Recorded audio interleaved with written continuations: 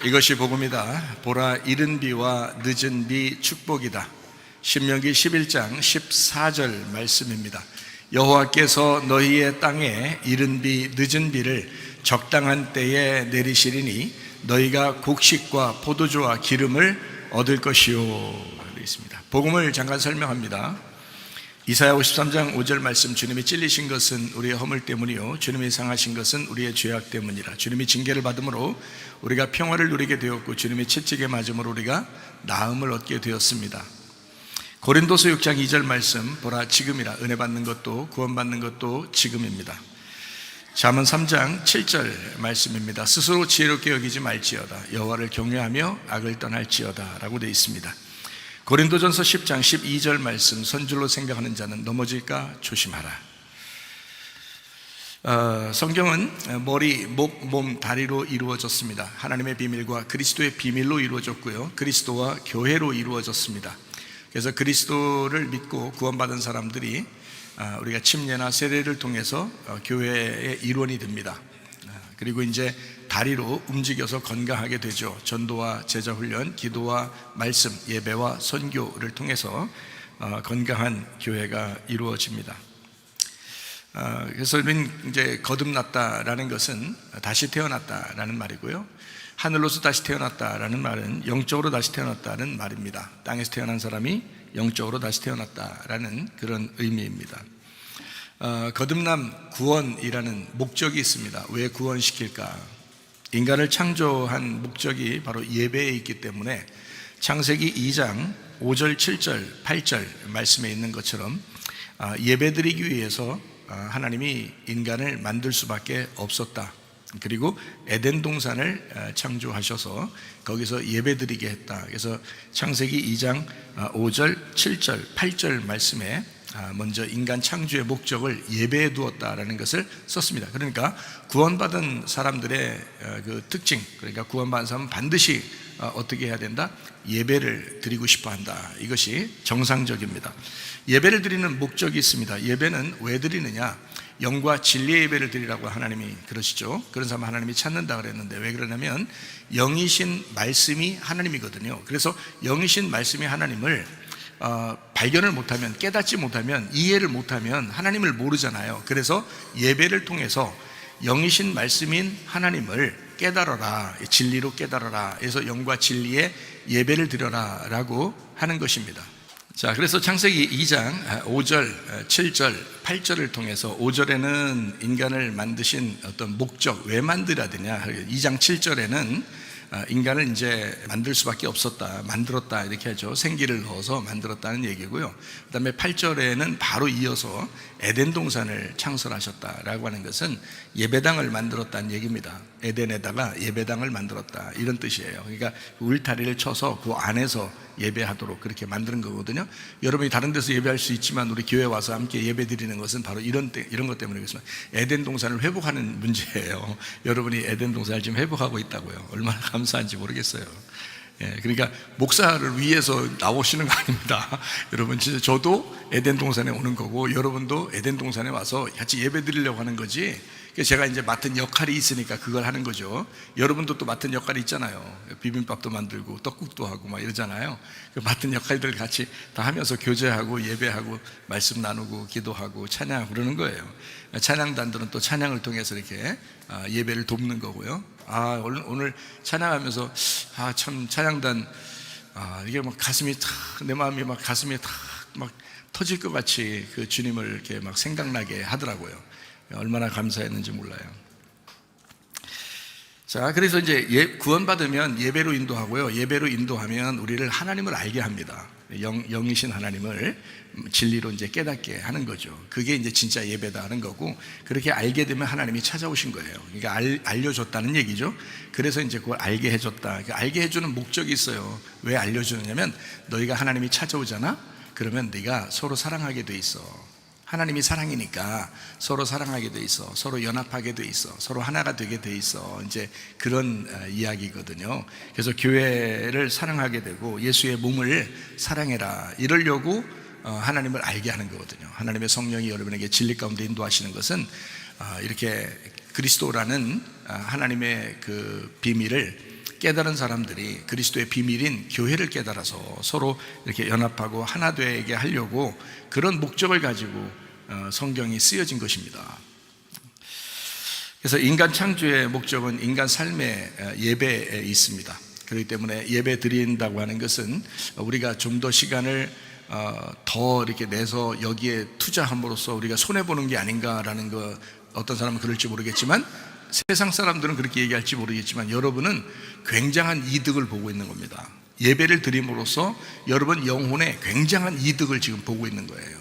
하나님이 함께하고 있잖아요. 하나님이 그 예배 가운데 함께한다고요. 하나님이 찾아오시는 사람이 됐다고요. 이건 굉장한 이득을 지금 보고 있는 거죠. 손해나는 게 아닙니다. 절대.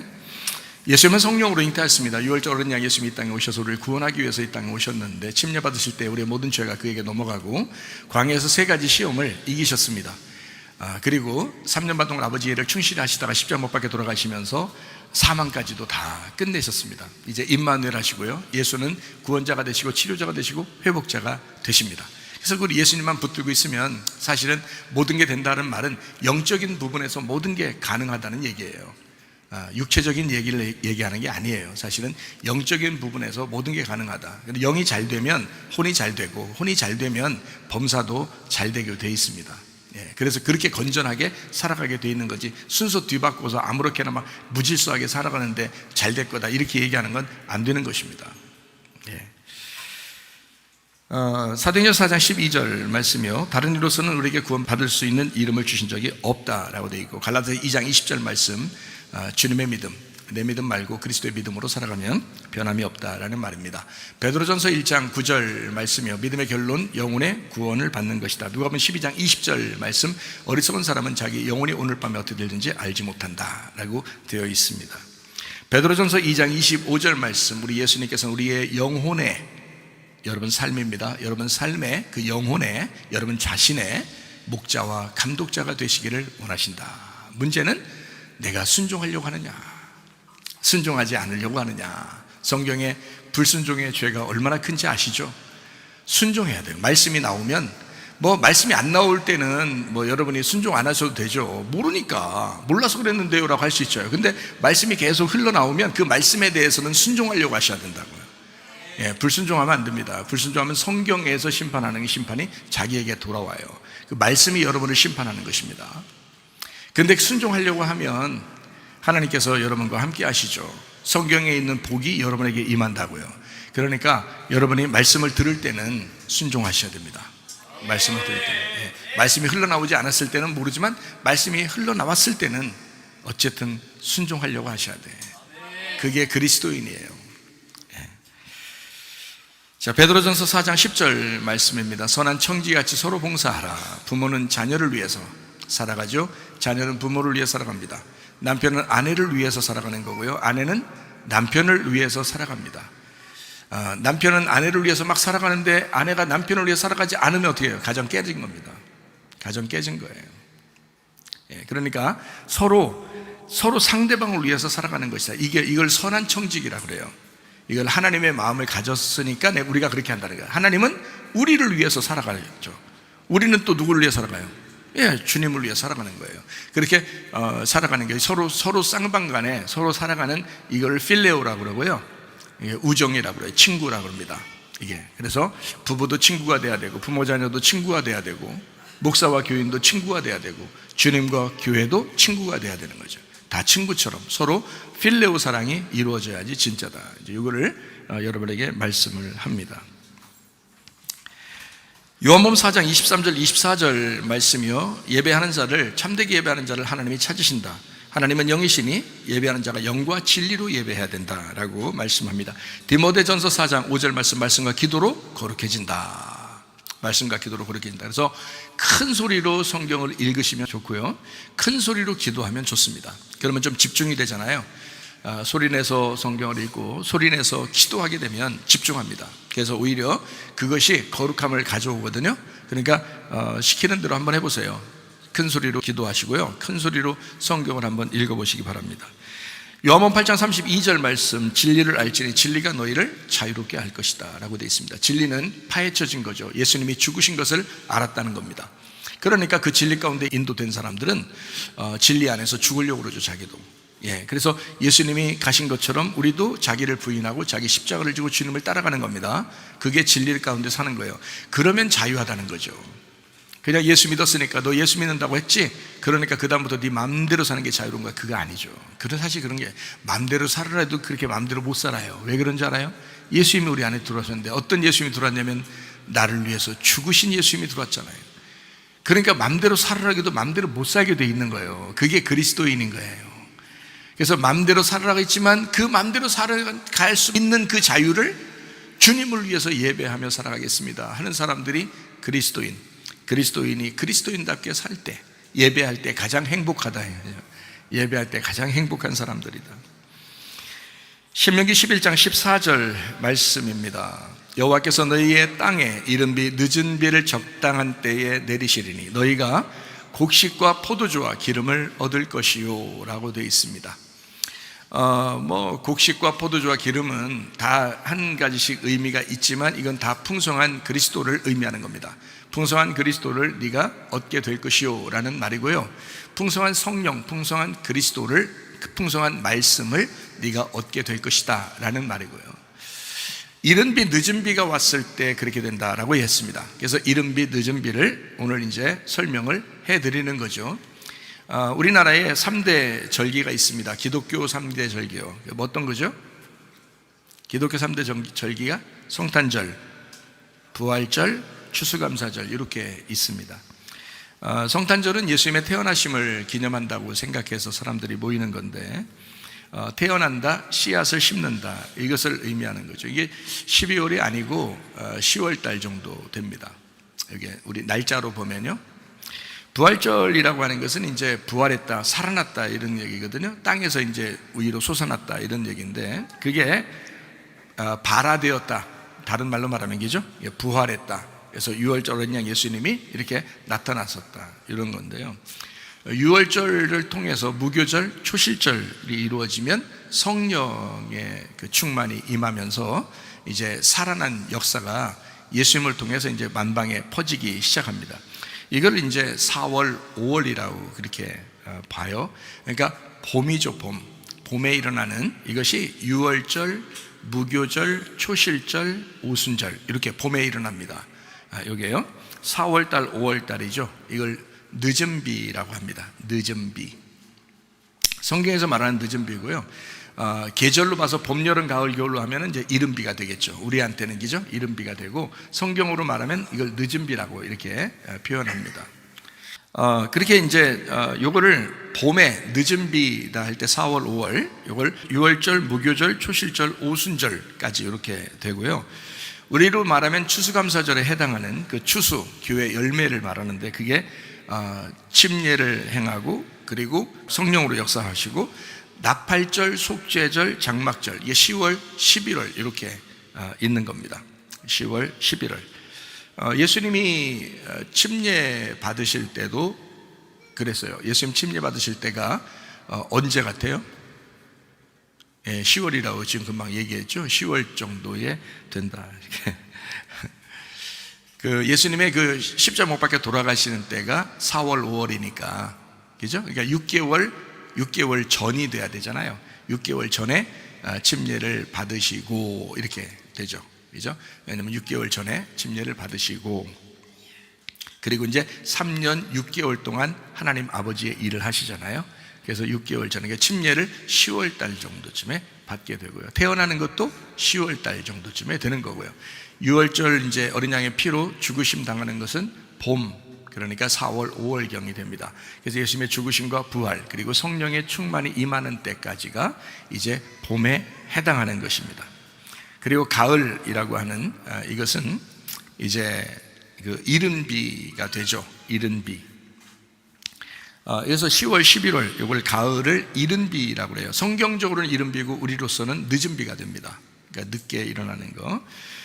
그래서 이거를 나팔절, 속죄절, 장막절 이렇게 되어 있습니다. 이 절기가 그렇게 되어 있어요. 우리 기독교의 3대 절기가 성탄절, 부활절, 추수감사절이니까 그걸 맞춰가지고 여러분에게 지금 설명해 드리느라고 그렇게 한 겁니다. 이거는요. 자, 신명기 11장 14절 말씀에 보면 이른 비와 늦은 비를 적당한 때에 내린다라고 되어 있습니다. 그러니까 이것은 시간적으로도 정확하게 이루어져야 되는 거죠. 이 시간적으로 정확하게 이루어진 것이 다니엘서 9장에 써 있습니다. 그래서 다니엘서 9장도 여러분이 읽어보시면 아는데요, 하나님께서 이제 예루살렘을 향하여 또는 그 예수 그리스도가 오시고 죽으시는 것에 대해서 이걸 정확하게 다 기록을 해 놓았습니다. 그래서 그 이른 비와 늦은 비, 다시 말하면 때도 적당하게 요거를 맞추어서 정확하게 맞추어 가지고 오시는 그런 걸 볼 수 있어요. 그래서 요거는 이른 비와 늦은 비와 이 축복인데, 그리스도가 풍성하게 이제 맞아들이는 그런 축복입니다. 이걸 그래서 예수님의 그 초림을 예수님의 초림, 그러면 요거를 이제 이른 비다 이렇게 표현할 수 있죠. 우리로서는 성령에 이제 충만합니다 그렇게 말하면 우리로서 이제 늦은 비다 이렇게 표현할 수가 있겠죠. 근데 성경으로 말하면 이제 이른 비가 가을에 있으니까 예수님의 그 초림이 가을에 있고요. 그래서 늦은 비가 이제 가을에 있고, 그리고 우리로 이제 변경시켜서 보면, 그리고 이제 예수님의 그 부활, 그 죽으심과 부활이 봄에 있으니까 그거를 이제 늦은 비라고 표현할 수가 있겠죠. 그러니까 요거를 뭐 늦은 비냐 이른 비냐, 요거는 크게 언제가 이른 비냐 언제가 늦은 비냐 우리하고 반대가 되어 있기 때문에 뭐 헷갈리게 자꾸 이렇게 얘기할 필요가 없어요. 두 가지를 설명하려고 한 거예요. 성경에서 예수님의 오심과 성령님의 오심, 이렇게 두 가지를 설명하려고 했던 겁니다. 그러니까 예수님의 그 오심은 10월, 그러니까 가을이죠. 가을에. 그리고 성령님의 오심은 봄에 있습니다. 그러니까 봄과 가을에 성경은 이제 일을 하게 돼 있어요. 그러니까 예수님의 오심도 그냥 아무렇게나 아무 때나 오는 게 아니에요. 정해놓고 이렇게 오시는 거거든요. 그래서 예수님의 오심은 가을, 성령님의 오심은 이제 봄, 이렇게 돼 있어요.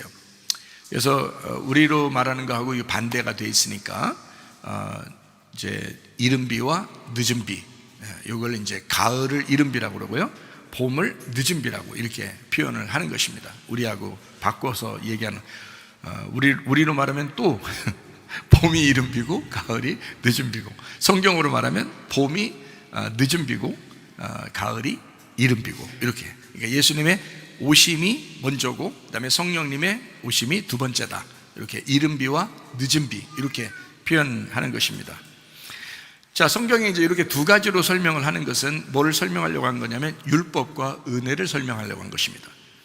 성경을 저는 여러분에게 가르칠 의무가 있거든요. 그래서 성경을 가르쳐 주면 성경이 그냥 막 써 있는 책이 아니구나 라는 것을 깨달아야 되거든요. 성경이 막 써 있는 책이 아니라 정해놓고서 하나님께서 울타리를 딱 쳐놓고 정해놓고서 성경을 쓰기 때문에 그걸 알면 알수록 그걸 잘 깨달으면 이제 주님을 더 알아가게 되는 거거든요. 그래서 율법과 은혜가 되어 있고요. 성경에 뭐가 복음이라고 그러면 십자가와 부활을 복음이라고 합니다. 그래서 먼저는 십자가요, 두 번째는 부활이다, 이렇게 돼 있어요. 그러니까 십자가 지시로 오신다 그러면 이제 먼저 이른 비고요. 그리고 이제 예수님이 이제 부활하셔서 성령이 이제 충만하게 임하신다 하면 이제 우리에게 늦은 비가 되는 것입니다. 이제 계절로 말하면 가을과 봄이죠. 그래서 감사절기가 먼저고요. 그 다음에 부활절, 이렇게 우리나라의 기독교 절기로 말하면 그렇게 나와 있습니다. 나팔절, 속죄절, 장막절 이렇게 먼저 이루어지고요. 그 다음에 유월절, 무교절, 초실절, 그리고 오순절, 성령 충만, 그리고 다시 나팔절, 속죄절, 장막절 이렇게 됩니다. 제가 이렇게 이야기하는 것을 여러분 좀 이해하시죠? 이른 비가 오잖아요. 그러면 늦은 비가 와요. 그러면 다시 이른 비가 옵니다. 그리고 늦은 비가 오면 그럼 그때 재림하신다 그랬죠, 그죠? 그러니까 이렇게 먼저는 예수님이 오시는 거죠. 그 다음에 성령님의 충만하심이 임합니다.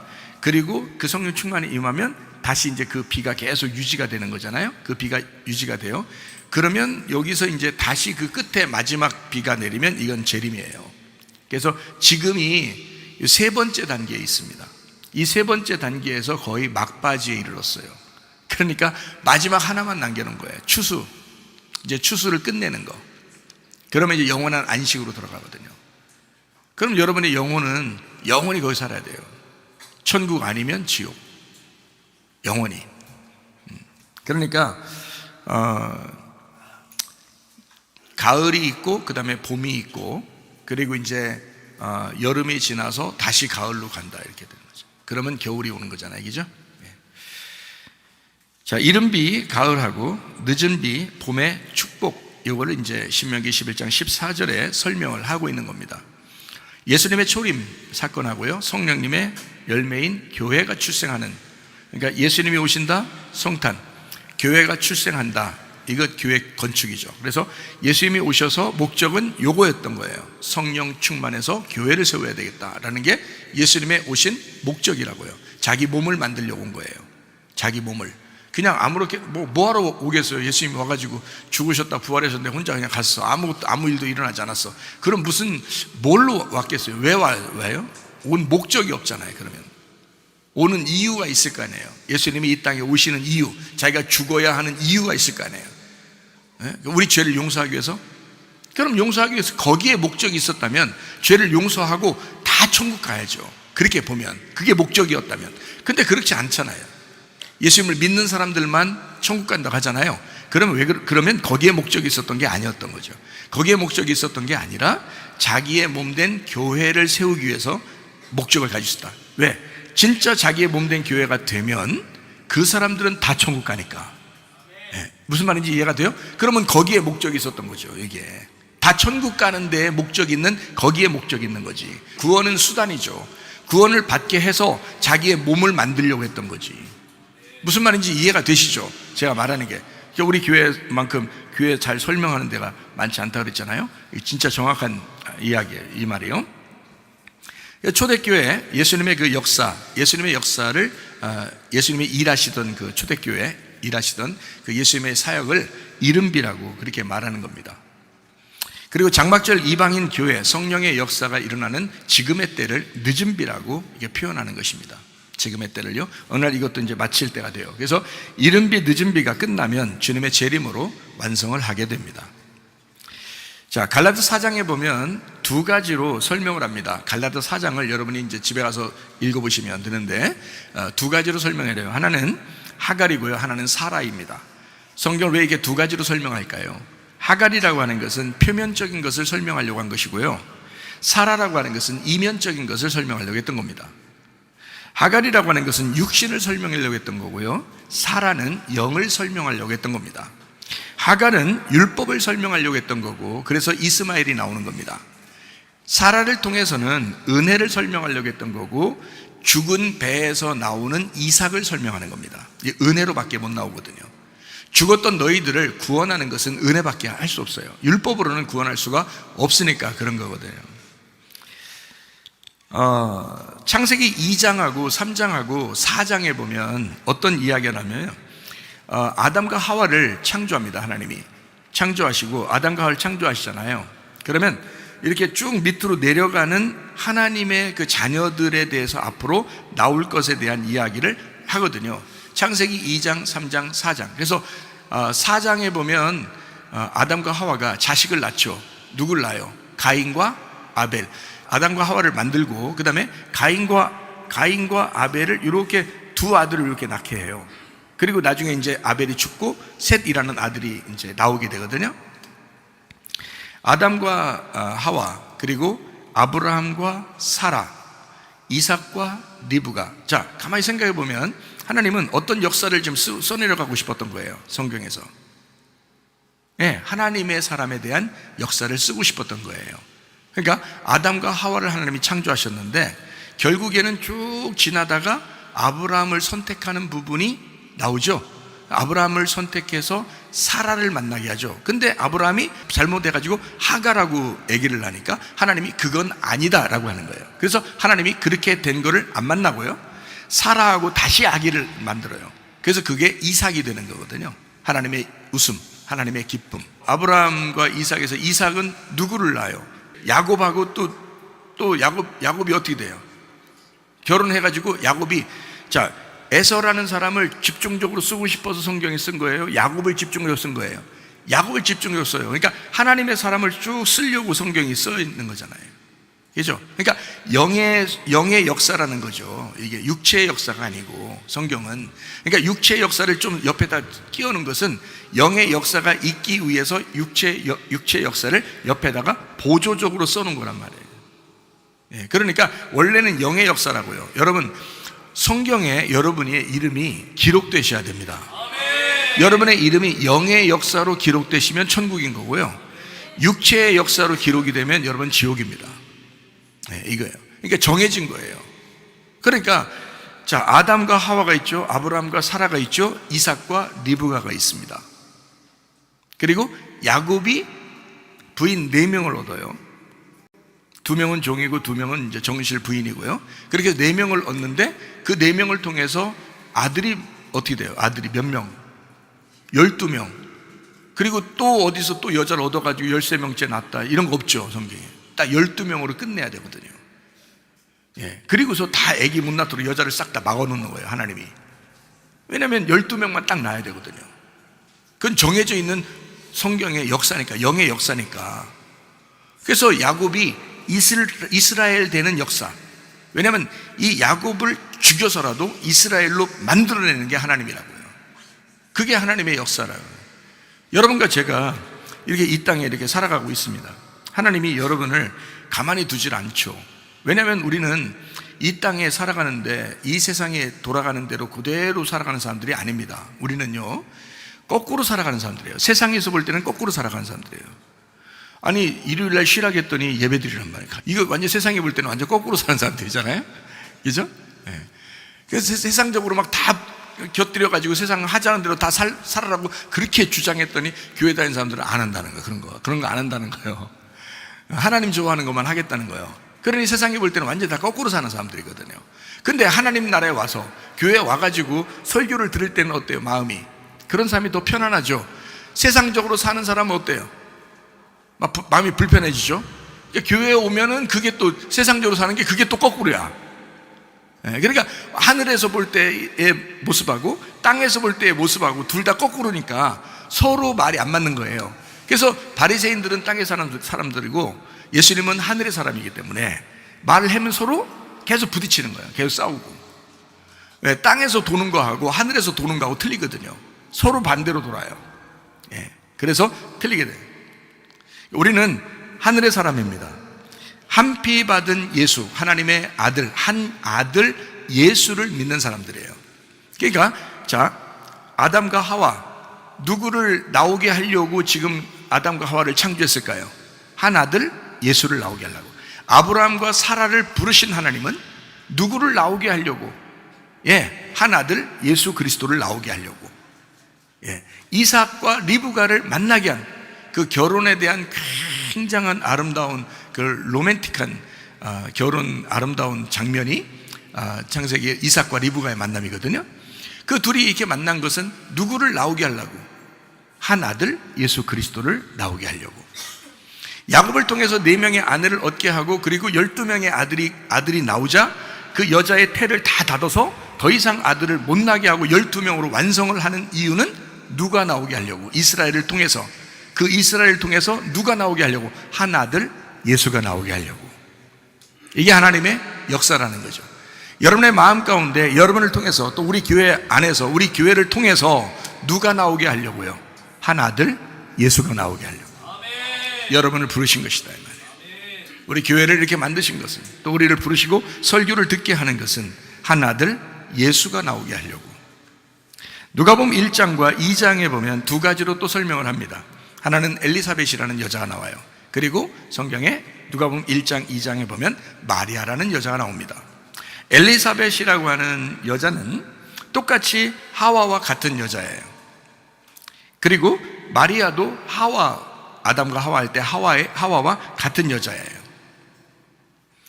엘리사벳은 앞으로 살아가게 될 여자를 의미합니다.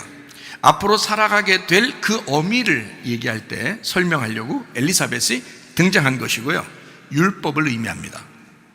그런데 이 마리아라고 하는 사람은 산자의 어미다. 산자의 어미가 되는 부활의 의미를 가진 여자가 마리아라는 여자입니다.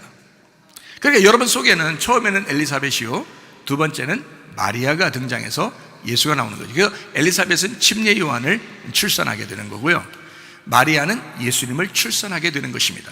먼저는 율법의 의미가 여러분 속에 들어와서 여러분을 심판하고, 그리고 하나님의 아들 예수 그리스도가 여러분 속에서 나타나서 부활의 예수님, 진정한 성탄이 여러분 마음속에 일어나는 것이다, 이 말입니다. 그러니까 내 안에 하갈과 사라가 같이 있습니다. 하갈과 사라가 같이 있어요. 그리고 아들도 둘입니다. 어떤 아들, 어떤 아들이 있어요? 율법의 아들과 은혜의 아들이 같이 있다는 겁니다, 우리의 속에. 무슨 말인지 아시겠어요? 침례 요한과 예수님이 같이 있다, 이 말. 엘리사벳과 마리아가 같이 있다. 아들도 둘이 되었다. 율법의 아들과 복음의 아들이 있다. 율법의 아들로 살 거냐, 아니면 복음의 아들로 살 거냐, 이런 거거든요. 엘리사벳으로 살 거냐, 마리아로 살 거냐, 침례 요한으로 살 거냐, 아니면 예수로 살 거냐, 이런 거거든요. 결론은 그것입니다. 한 피, 하나의 피로, 한 아들 예수로 말미암아 그 말씀이 내 안에서 완성되게 하려고 하는 것이 하나님의 목적이라는 겁니다. 여러분이 이곳에, 이 땅에 태어난 것은, 어떤 사람은 이렇게 생각하죠. 하나님, 나 진짜 먹고 살기 힘들고 살아가기 힘들고 딱 죽었으면 좋겠습니다 라고 생각하는 사람도 있을 거예요. 근데 제가 한번 얘기하죠. 여러분, 지금 딱 죽으면 진짜 좋겠어요? 그래요, 이런 사람도 있겠죠. 너무 괴로우니까. 제가 딱 한번 진짜 그랬었어요. 전 진짜 딱 죽었으면 좋겠다 생각했었거든요. 근데 안 죽은 게 얼마나 다행이겠어요. 그때 안 죽이신 게 얼마나 다행이에요. 물론 그때 죽여서 만약에 천국만 데려갔다면 뭐 거기서 만족하겠죠. 근데 진짜 안 죽이신 게 얼마나 다행인가. 제가 이 말씀도 모르고 살 뻔했잖아요. 제가 이 말씀도 모르고 천국 갈 뻔했잖아요. 그런데 지금은요, 하나님 말씀을 깨닫게 되었죠. 하나님 말씀을 알게 되었죠. 이런 말씀들을 깨닫게 되었죠. 이거를 모르고 간다? 이건 불행입니다. 여러분, 딱 죽었으면 좋겠다고요? 이 땅에 아무리 슬프고 아무리 괴롭고 아무리 고통스러운 일이 있다 하더라도 여러분, 예배 드리면서 하나님의 말씀을 깨닫는 것만큼 중요한 것은 없습니다. 우리가 이 세상에서 이 말씀을 깨닫고 이 말씀을 알고 주님을 만나게 됐다, 그리고 주님을 그리워하게 됐다, 그 신랑을 막 기대한다, 이것만큼 축복이 어디 있습니까? 이 땅에 사는 동안 예수 그리스도 나의 신랑을 기대하는 것만큼, 그분을 보고 싶어하는 그만큼, 그 마음만큼 중요한 게 어디 있습니까? 생각해 보셔요, 여러분. 그거 하나 없이 그냥 그냥 잘 살았다? 의미 없습니다. 못 살았다? 그것도 의미 없습니다. 고통받는다? 그것도 의미 없습니다. 예수, 진짜 나의 신랑 되신 예수를 진짜 보고 싶은 그 마음, 그 그리움, 그 사랑하는 그 마음, 그 예수님이 나를 얼마나 사랑하는지, 신랑의 사랑을 받고 있다는 그 축복, 그거 모르고 이 땅에 살아간다면 진짜 불행한 것입니다. 돈 있어도 불행한 것이고요, 지식 있어도 불행한 것이고요, 잘났어도 못났어도 다 불행한 것입니다. 그러나 예수 그리스도를 발견하게 됐다, 한 피로 하나 된 그 한 아들 예수 그리스도, 한 아들 한 피를 나에게 알려주려고 그렇게 살게 하신 거, 여러분이 그렇게 알게 됐다, 이 땅에 와서 예배드리다가 하나님 말씀을 깨닫게 되고 하나님의 한 아들 예수 그리스도를 내 속에서 잉태하게 되고 그 예수를 성탄하게 된다면 이것은 그만큼 축복이 어딨는가. 하나님인데, 그가 창조자인데 그분을 우리가 알게 되었다. 이거는 굉장한 축복입니다. 그래서 성경은 율법적으로 네가 살지 말고 은혜로 살아야 된다, 복음으로 살아야 된다, 이렇게 말씀을 합니다. 그래서 성경의 마태복음 5장에는 39절부터 41절까지 말씀에 이렇게 되죠. 나는 너에게 이르노니 악한 자를 대적하지 마라. 누구든지 내 오른편 뺨을 치거든 왼편도 돌려대며 또 너를 고발하여 속옷을 가지고자 하는 자에게 겉옷까지도 가지게 하며 또 누구든지 너로 억지로 오리를 가게 하거든 그 사람과 심리를 동행하고 라고 되어 있습니다. 이 말은 무슨 말이냐면 억지로 하게 하려면 너 은혜로 해라 라는 말이고요, 그리고 속옷 달라면 겉옷까지 주고 오른편 뺨 치면 왼편 뺨도 돌려대서, 다시 말하면 한쪽만 얻어맞으면 부족한 거잖아. 한쪽 뺨도 대서 그것도 같이 맞아서 한 쌍이 되도록 만들어내는 거예요. 그러니까 어떻게 돼요? 지금 우리 성경 말씀과 똑같죠? 하나 하면 반이잖아, 안 되잖아, 반쪽이잖아, 안 되잖아. 그래서 하나를 더 해가지고 이 두 개가 하나 되게 만들어야 돼, 이 말이거든요. 그러니까 부족하게 하지 말고, 이게 율법은 부족한 거거든요. 그래서 부족하게 하지 말고 완전하게 해주라는 거예요. 자, 누가 오리를 같이 가자고 그래. 그러면 우리가 심리를 같이 가져주자는 거야. 그러니까 완전하게 해주는 거야. 왕복이잖아요. 왕복이죠? 왕복을 해주라니까 완전하게 하나 되자는 거예요. 예수님이 강도 만난 사람을 치료해 주신 장면이 나오죠. 그럼 강도 만난 사람을 치료해 주시는 그 장면에서 선한 사마리아인이 그렇게 하시죠. 그게 예수님이거든요. 그러면 거기서 거반 죽었다 그랬는데 그 거반 죽었다는 게 반쪽을 죽였다는 얘기거든요. 반을 죽였다는 거예요. 그러면 예수님이 선한 사마리아인으로서 가가지고 막 치료해 주십니다. 그리고 막 태워가지고 자기 짐승에 태워서 이제 주막에 이제 가서 보호해달라고 그렇게 합니다. 왜 그러겠어요? 아무도 그가 자기의 반쪽인 거를 생각을 못한 거예요. 제사장도 그걸 생각 못했어요. 레위인도 그걸 생각 못했어요. 그러니까 이 하나님을 믿는다고 하면서도 그게 반쪽인 걸 잘 몰랐어요. 왜? 인간을 모르거든요. 저쪽 사람이 나의 반쪽인지를 잘 모르잖아요. 근데 예수님은 이 땅에 내려오셔가지고 자기의 반쪽을 발견했다고요. 자기의 반쪽을 알아보고 있다고요. 여러분이 주님의 반쪽입니다. 여러분 없으면 하나가 안 돼요, 온전하게. 그래서 예수님은 반드시 여러분을 찾으신다고요. 반드시. 가만히 있으면 찾으실까? 아니에요. 가만히 찾는 게 회개하고 주님 앞에 예배드려야 찾는 거지. 아니 그런 사람 찾는 거지. 아니 거반 죽어야 찾는 거지. 그래 안 죽었는데 찾습니까? 안 죽으면 어떻게 돼? 자기가 혼자 하나야. 그래서 안 찾는 거예요. 부자를 하나님이 구원하지 않는 게 바로 거기에 있습니다. 왜냐면 자기는 다 하나야. 부족한 게 하나도 없는 거예요. 부족해야 뭘 주님을 찾을 거 아니에요.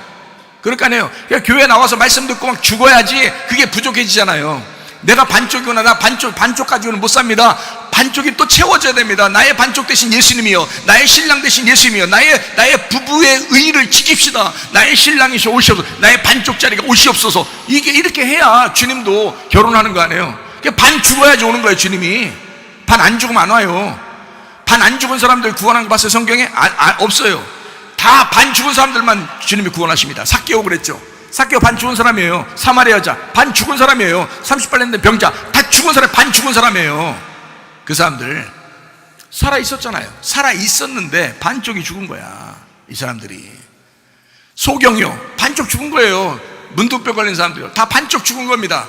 예수님이 와가지고 그 사람들 찾는 거예요. 나의 반쪽이야, 나의 반쪽이야. 강도 만난 너희들이야. 율법을 지키려고 하다가 너무 힘들었지. 율법이 너를 심판하지. 너 죄인이라 그러지. 나의 반쪽아, 일로 와라. 너는 나의 반쪽이야. 내가 너를 치료해 줄게. 내가 너를 구원해 줄게. 내가 너를 회복시킬게. 그 예수란 말이에요. 예수. 회복자, 치료자, 구원자. 다른 사람을 구원하는 게 아니에요. 부자를 구원하는 게 아닙니다. 나 죽겠습니다 하는 사람 구원하는 것입니다. 말씀 듣고 죽겠습니다 해야 주님이 구원하시는 거예요. 그래서 반쪽을 갖다가 이야기하면 내가 만나서 하나가 될게. 그래서 부족하게 하게 하면 완전하게 해줘라 그거예요. 그래서 소금만 달라고 그러면 반쪽 주는 거잖아요. 반쪽. 그럼 겉옷까지 줘서 완전하게 만들어라는 뜻이지 진짜 옷 벗어주라는 얘기가 아닙니다. 이 말이. 오리를 가게 하면 반쪽이잖아. 심리를 하자. 그게 완전한 거야. 손가락 5개 가지고 살아? 10개 가지고 사는 게 더 좋잖아. 이게 완전한 거란 말이야. 그러니까 손가락 5개 가지고 살게 사십시다. 아니야. 손가락 10개 가지고 사는 게 더 좋은 거야. 이 말이에요. 무슨 말인지 아시겠어요? 너 오른뼘만 가지고 살까? 아니 왼뼘도 있어야 되거든요. 이래 이게 하나잖아요. 이해가 돼요? 이해되시냐고. 욥기서 1장에 사탄, 작은 틀에서 보면 사탄은 계속 정죄합니다. 근데요 거기에 하나님의 아들들이 같이 나옵니다. 하나님의 아들들은 아무 말도 안 해요. 왜냐하면 큰 틀을 가지고 있었기 때문에 그렇습니다. 그러니까 비판하거나 판단하지 않는 거예요. 분명히 욥에게 할 말 있었지만 그러나 할 말 하지 않는 거예요. 무슨 말인지 알겠어요? 그게 사랑이에요. 품어주는 거예요. 덮어주는 것입니다. 대단한 거죠. 부모가 때로는 자녀들한테 그렇게 하죠. 남편이 아내한테 때로는 그렇게 하죠. 아내는 남편한테 못하죠. 아내는 영 그래도 약하니까. 남자들은 그래도 우리 교회 다니는 남자들은 굉장히 좀 마음이 넓잖아요. 여자들을 다 덮고도 남잖아요. 근데 여자들은 남자를 많이 덮는 사람들 많죠. 그래도 우리 교회 있죠. 있어요. 있다고 해야 돼요. 예배 끝나고 편하려면. 자, 밤과 아침이 있습니다. 성경에 밤과 아침이 있어요. 왜 밤과 아침이 있을까요? 그 밤이 되고 아침이 되니까 하루의 날이다 이렇게 하거든요. 밤이 되고 아침이 되니까 하루의 날이잖아요. 성경 얘기죠. 지금 제가 성경을 요약해 주는 거예요. 두 개가 이른 비와 늦은 비가 있다고 그러잖아요. 성경 얘기죠. 중간 비 없잖아요. 이른 비와 늦은 비 있죠. 두 개가 있잖아요. 마찬가지예요. 예수님의 오심으로 끝나는 게 아니란 말입니다. 성령이 충만히 임하셔야 돼요. 그래야 이게 완성되는 거예요. 그래서 이른 비와 늦은 비가 같이 있어야 되는 거예요. 마찬가지로 밤이 있으면 아침이 있어야 된다는 거지. 그래서 밤과 아침이 온전하게 하루가 된다는 거예요. 자, 밤은 뭘 의미하냐면 관역에서 빗나간 것을 의미합니다. 밤은요. 그래서 예수에게서 벗어났다, 하나님의 말씀에서 벗어났다, 이게 밤이에요. 그러면 아침은 뭐예요? 관역으로 다시 돌아왔다는 거죠. 예수님에게 다시 돌아왔다는 얘기입니다. 말씀대로 살게 되었다, 이 말이거든요. 그러니까 밤에서 아침으로 돌아오는 것, 이것이 온전합니다. 율법이 복음입니다. 그렇게 되면 하나가 되는 거죠. 율법이 율법으로 있으면은 그는 우리를 정죄하죠. 그러나 그 율법 안에서 복음을 발견하게 되면 하나가 되죠. 무슨 말인지 알죠? 밤이 아침이 되면 그게 하나가 되는 것과 마찬가지입니다. 성경이요. 자, 성경에 3대 절기가 있습니다. 유월절, 무교절, 추실절, 이걸 무교절을 지켜라 이렇게 했고요. 오순절 날에 오순절을 지켜라 라고 되어 있고요. 나팔절, 속죄절, 장막절, 이때 장막절을 지켜라 라고 되어 있습니다. 그래서 성경에 3대 절기 3번은 지켜라, 1년에 3번은 지켜라 할 때 무교절, 오순절, 장막절 이렇게 3번을 지켜라 라고 되어 있습니다. 성경의 절기예요. 성경 여호와의 절기를 지키는 거지 세상 사람들이 만든 그런 절기 지키는 거 아닙니다. 사실은요. 성탄절 이거 지키라는 얘기 없어요. 성경에. 부활절 그것도 지키라는 얘기 없어요. 추수감사절 이거 지키라는 얘기 없어요. 성경에서 오직 절기를 지켜라 라고 하는 것은 여호와의 7개의 절기를 지켜라는 얘기거든요. 여호와의 7개의 절기를 지켜라는 얘기는 유월절, 무교절, 추실절, 오순절, 나팔절, 속죄절, 장막절 요거예요. 이거 다 누구를 말하는 걸까요? 예수님을 말하는 거예요. 예수님이 지키시는 거지 우리가 지키는 게 아니라는 거지. 우리가 지킬 수 있는 게 아니에요. 지금도 막 유월절 지킨다고 막 노력하는 사람들도 있는데 그거 아니라고요. 우리가 지키는 게 아니라 예수님이 유월절 되시고 예수님이 장막절 되신다고요. 그래서 예수님이 완성하신 겁니다. 여호와의 절기, 그거는 하나님의 아들이 와야 완성이 되는 거예요. 그래서 이거를 깨달은 바울 사도는 갈라디아서 4장 9절부터 11절까지 이렇게 말합니다. 이제는 너희가 하나님을 알 뿐 아니라 더욱이 하나님이 아신 바 되었거늘 어찌하여 다시 약하고 천박한 초등학문으로 돌아가서 다시 그들에게 종노릇 하려 하느냐. 너희가 날과 달과 절기와 해를 삼가 지키니 내가 너희를 위하여 수고한 것이 헛될까 두려워하노라 라고 되어 있습니다. 골로새서 2장 16절 17절입니다. 그러므로 먹고 마시는 것과 절기나 초하루나 안식일을 이유로 누구든지 너희를 비판하지 못하게 하라. 이것들은 장래일의 그림자이나 몸은 그리스도의 것이니라 이렇게 되어 있습니다. 교회는 원래 초대교회는 이런 절기들을 지키지 않았습니다. 왜냐하면 예수님이 완성했기 때문에 그런 거예요. 이거 다 사람들이 만든 겁니다. 지금 지키는 것들은요. 예수님이 다 완성하셨어요. 사람들이 지키는 거 이거 만들어가지고 그냥 그렇게 지키고 그러는데 그 원래는 없는 거예요. 성경의 절기가 아니에요. 성경의 절기는 예수님이 완성하셨습니다. 이미 우리는 그래서 날마다 모이고 날마다 말씀 읽고 날마다 기도하고 날마다 성령 충만으로 살아가는 그런 사람들이 바로 우리 그리스도인이고 교회의 모습들입니다. 그게 우리의 모습이다. 자, 봄은 봄, 여름, 가을, 겨울 할 때 봄은 유월절 예수님의 잉태를 말하죠. 씨를 말합니다. 어린 양의 피를 심는 것을 말합니다. 그래서 십자가의 죽음도 봄에 있는 겁니다. 무교절, 이거 잉태, 무균 상태가 되고 무교병을 먹는 진리의 말씀만 먹고 살아가는 생명의 떡의 시간들을 얘기해요. 이게 무덤 안에서의 가장 깨끗한 시간, 그게 교회 생활을 의미하는데 그 무교절이라는 게요. 지금 여러분이 앉아있는 예배드린 이 모습이 바로 무교절의 시간입니다. 지금 여러분이 무교병의 상태를 하는 거예요. 무교병을 먹는 무덤 안에 있는 것입니다. 지금 우리가 무덤 안에 있는 가장 깨끗한 시간이라는 거죠. 여러분 교회 예배 드리러 올 때, 그리고 예배 드리고 난 다음에까지 여러분 교회 안에 있을 때는 무슨 범죄하고 싶은 생각들이 별로 없죠. 왜냐하면 이게 무덤 안에 있기 때문에 그런 겁니다. 하나님의 말씀 안에서 이게 무교절을 지금 지키고 있는 거다. 자, 이렇게 되면 그 무교절을 지키고 있는 이 무덤 안에 있는 사람들은 어떻게 되냐? 초실절 태어나게 되죠. 성탄하게 됩니다. 성탄, 거룩한 탄생이 일어난다는 거죠. 여러분 속에서 거룩한 탄생이 일어난다. 이게 출생입니다. 태어난다, 출생한다, 봄에 새순이 돋는다.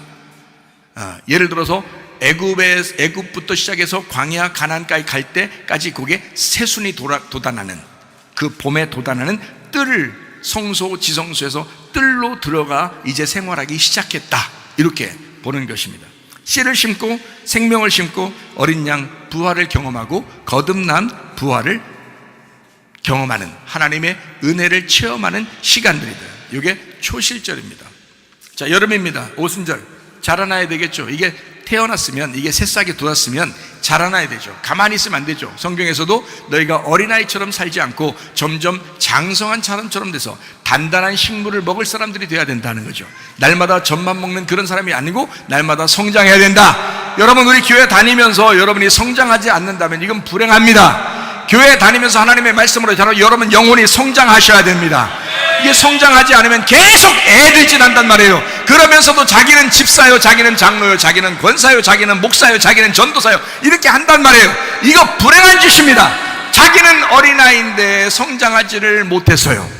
그런데 기독교인은 오래 교회 다니면서 자기를 인정해달라는 것입니다. 글쎄요, 제가 영적인 눈으로 바라보면 절대 인정해 줄 수가 없습니다. 자라나야 됩니다. 하나님의 말씀으로 자라내야 된다. 네가 구원받았느냐, 진짜 구원받았느냐, 진짜 구원받았으면 자라나야 된다. 자라나야 된다. 오순절 성령의 충만이 임하셔야 합니다. 오순절 성령 충만이 임해야 이게 자꾸 자라나게 되는 거거든요. 이게 싹만 나면 안 되죠. 싹이 그냥 밟히면 안 됩니다. 싹이 점점점 자라나야 돼요. 마치 뜰에서 광야로 올라간 것과 같습니다. 뜰에서 성소로 올라간 것과 같습니다. 애굽에서는 태어났으면 광야로 올라가는 것과 마찬가지입니다.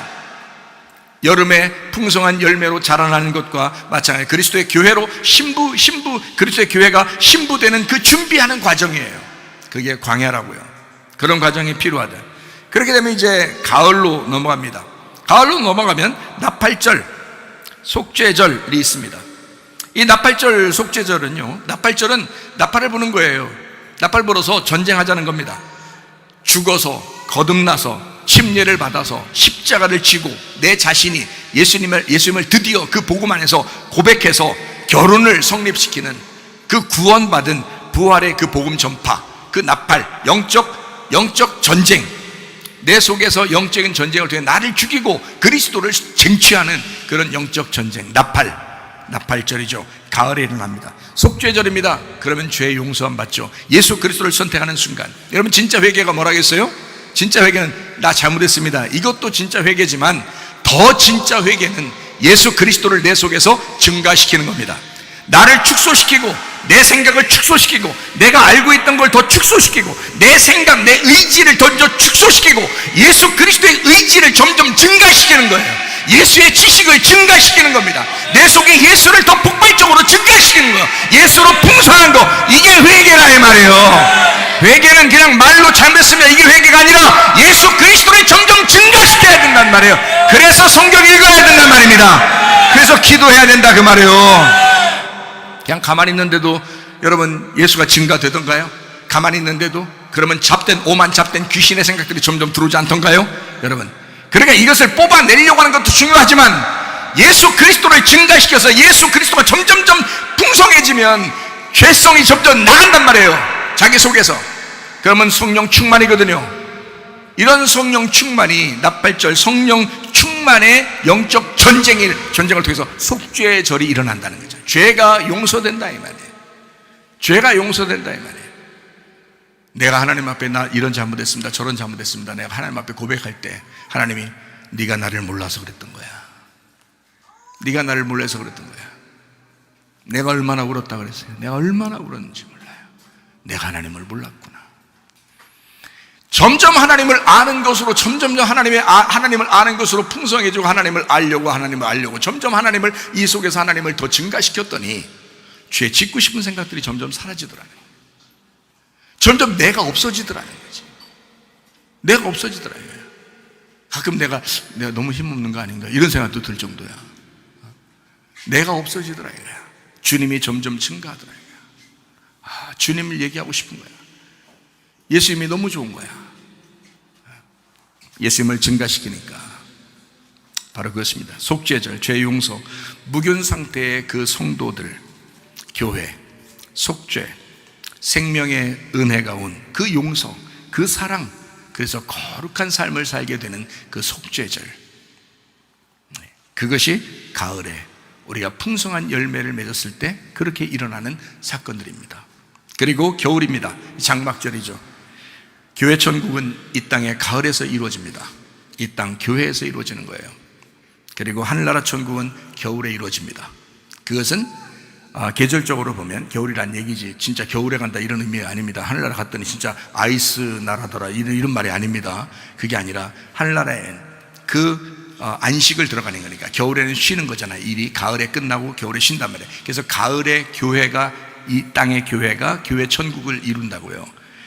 교회 천국을 살다가 하늘나라 올라가는 것을 이제 겨울 하늘 천국으로 올라가서 하늘 천국의 생활을 하게 된다 이 말이에요. 겨울에 이제 이런 안식을 누리게 되는 것을 예수님과 결혼하면서 이제 안식으로 들어간다. 주님과 함께 영원히 살아간다. 이제 안식으로 들어간다. 이 말이거든요. 그래서 이걸 말하면 지성소로 들어갔다. 이 말입니다. 뜰에서 성소를 거쳐 지성소로 들어갔다. 이렇게 말하죠. 가나안 땅으로 들어갔다. 본토로 들어갔다. 가나안 본토로 들어가서 이제 그리스도의 왕권을 누리게 되었다. 가을과 겨울입니다. 추수 열매를 맺게 되었다. 신랑과 휴식하게 되었다. 진짜 수고하고 무거운 짐을 다 내려놓고 주님 안에서 쉬게 되었다. 겨울에 일어나는 사건입니다. 다음 농사를 위해서 계속된 말씀의 비를 요구하는 기도의 절기, 이것을 장막절이라고 합니다. 자, 이 땅에 사는 동안에 이것이 계속 사이클이 돌아가겠죠. 그래서 하나님 우리에게 이른 비와 늦은 비를 주십시오 하고 날마다 기도하는 겁니다. 이 땅에서는요. 하늘나라 올라가면요, 이른 비 늦은 비가 다 끝났죠. 이 땅에서 필요한 것입니다.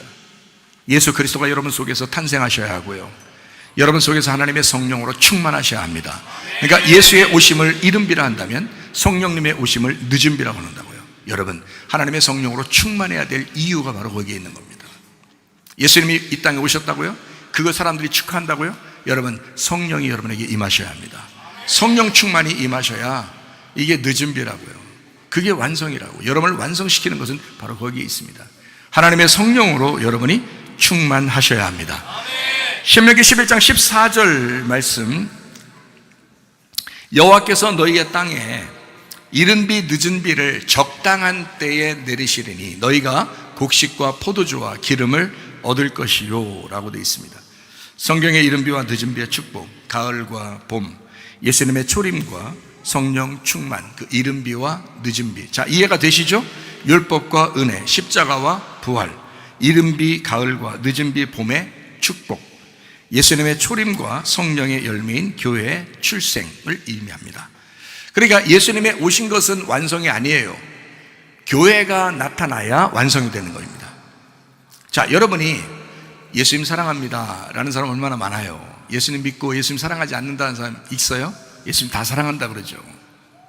그렇죠? 예수님 사랑한다 그러잖아요. 그런데 교회 사랑합니다 이런 사람 많아요? 여러분? 주변에? 많지 않죠?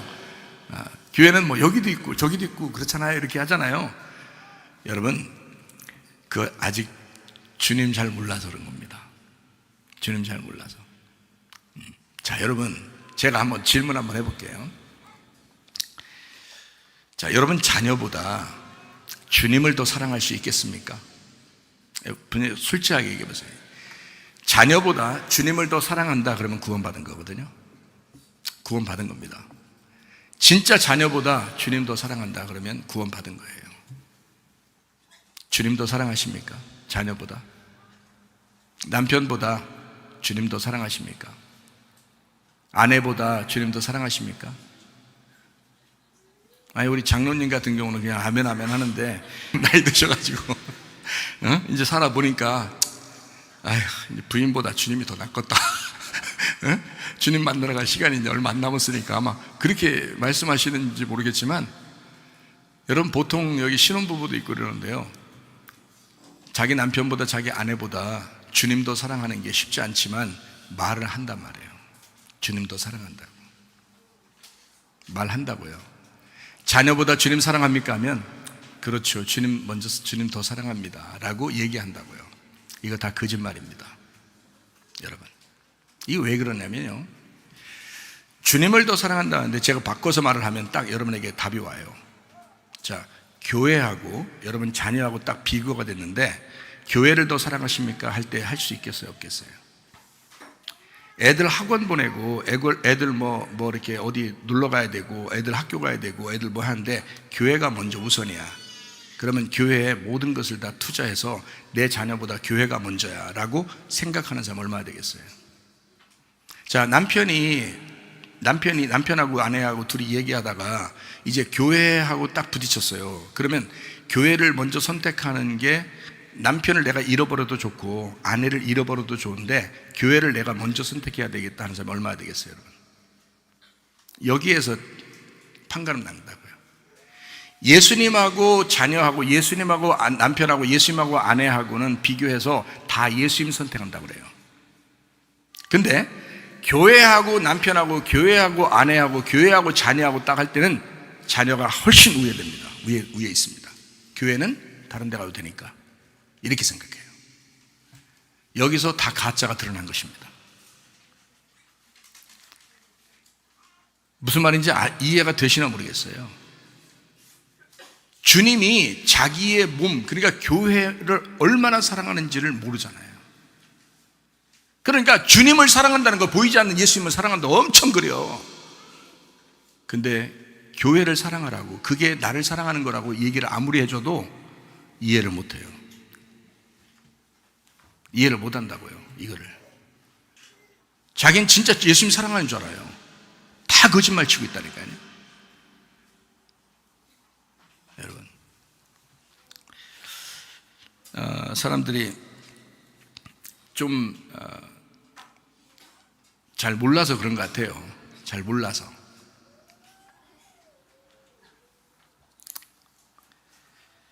예수님의 그 초림과 성령의 열매인 교회가 출생하는 것이 이 두 가지 중에서 완성이 어디에 있냐면 교회 출생에 있습니다. 예수님의 출생이라는 성탄은, 그거는 수단이에요. 그거는 하나의 구실이라고요, 구실. 근데 교회를 만들어내기 위해서 이게 필요하니까 예수님 오신 거예요, 성탄이. 예수님의 교회를 만들어야 되니까. 그러니까 완성은 거기에 있었는데, 그거하고 진짜인 교회하고 요걸 이제 자기 자녀하고 딱 비교하는 거예요. 자기 자녀하고 자기 돈하고 자기 남편하고 자기 아내하고 딱 교회, 진짜 실제인 교회하고 딱 비교하면 다 넘어진다고. 이게 다 가짜라고. 이게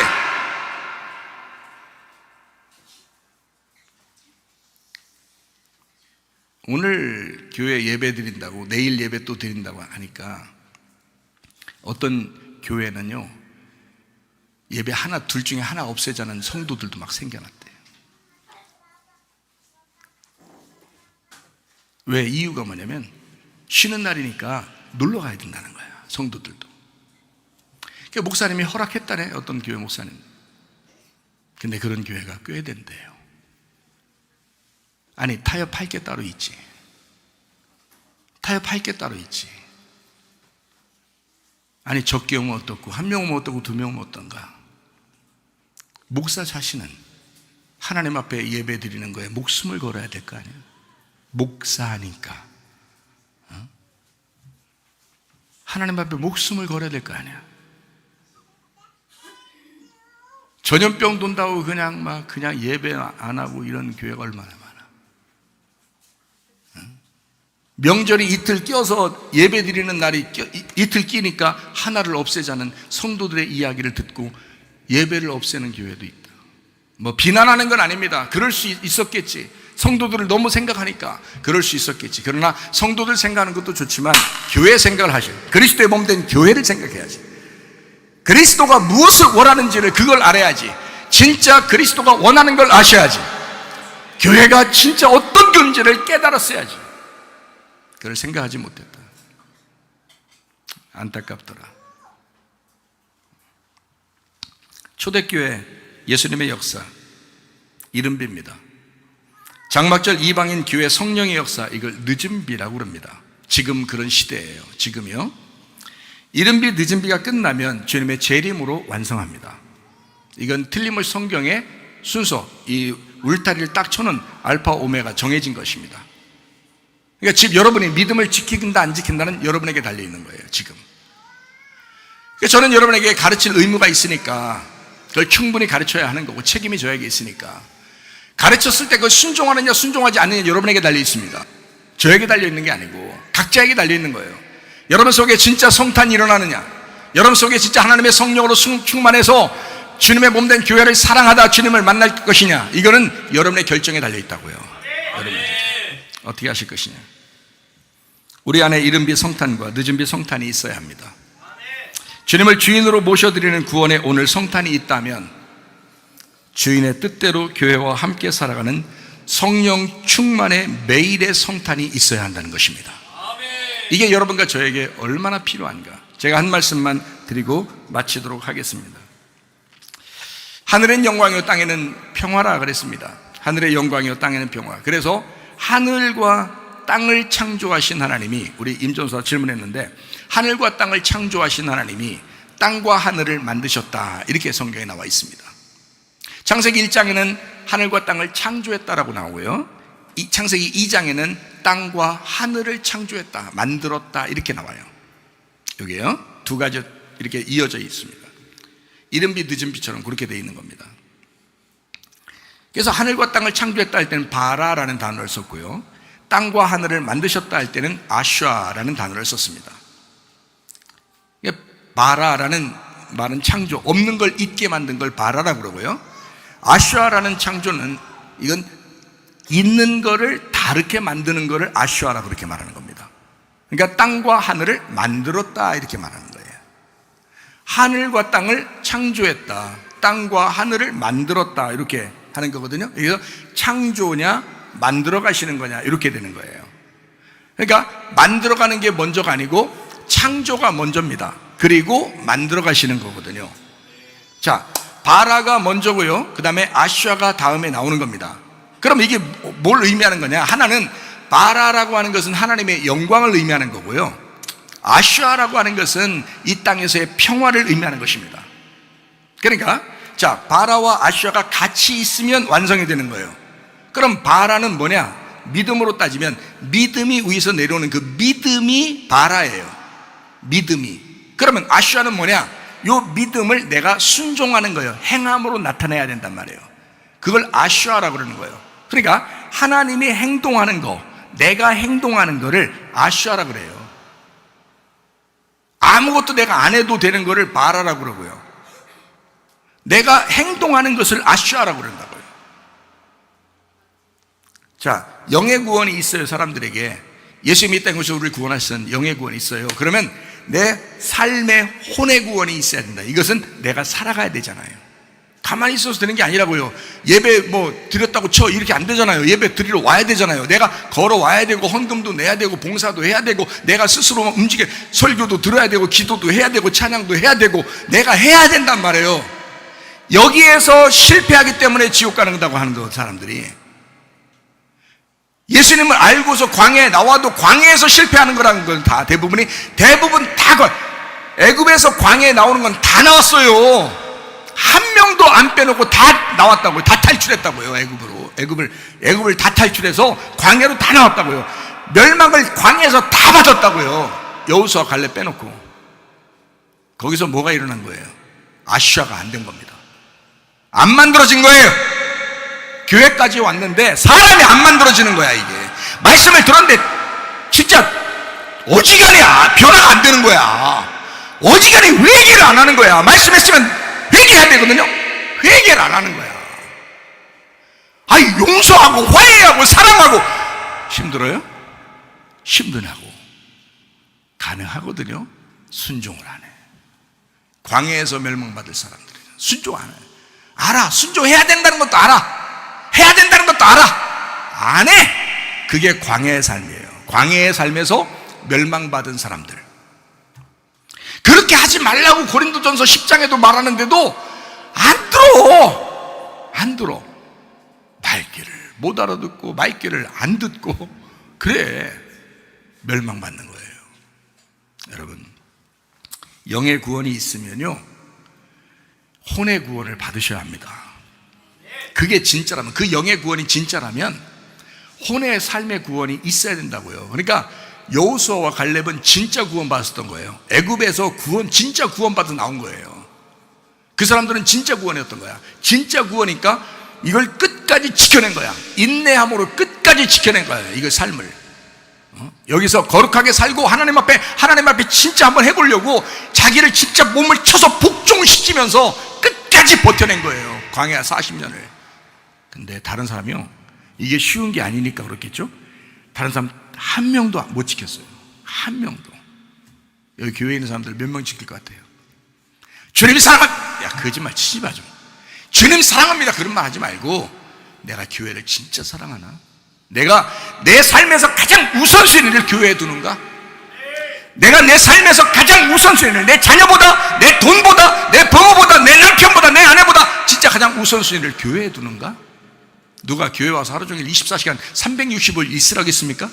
그런 거 아니거든요. 제가 그런 말 아니거든요. 진짜 교회를 사랑하는가? 진짜 주님의 몸된 교회를 깨달았는가? 진짜 알려고 했는가? 진짜 주님을 사랑하는가? 그래서 서로 사랑하려고 하는가? 서로 연합하려고 하는가? 서로 하나 되려고 하는가? 이거거든요. 그게 안 되는데 주님 사랑한다는 거야. 너 거짓말 치고 있는 거야. 외식하는 거야. 바리새인이야 그게. 하나님 안 좋아해. 내 누구 때문에 그러면 돼요? 야, 그 누구 때문에가 아니라 말씀이 나왔잖아. 말씀이 증거됐기 때문에 그 말씀에 대한 순종은 네가 해야 되는 거야. 다른 사람이 아니야. 말씀의 순종은 네가 해야 되는 거야. 근데 그걸 안 하고 있잖아, 네가. 그러면 혼의 삶에서 실패하는 거라고. 거기서 미끄러지는 거란 말이야. 구원받아 교회까지 나온 것 같은데 거기서 미끄러지는 거예요. 근데 거기서 멸망해버린다고. 혼의 삶이 멸망해버린다고. 교회에서 막 잘못한단 말이에요. 안 된다고. 오늘 새벽에 새벽 설교가 뭔지 아세요? 독생자, 모노게네스라는 단어입니다. 독생자에 대한, 독생자가 이 땅에 오신 이유가 있어요. 독생자라는 게 모노게네스라는 단어거든요. 모노스, 겐노스, 모노스 겐네오, 모노스 게노마이. 모노스가 하나란 얘기고요. 게노스, 게네스, 게노마이, 이건 만들어진다, 창조된, 태어났다, 이게 이루어졌다, 이거거든요.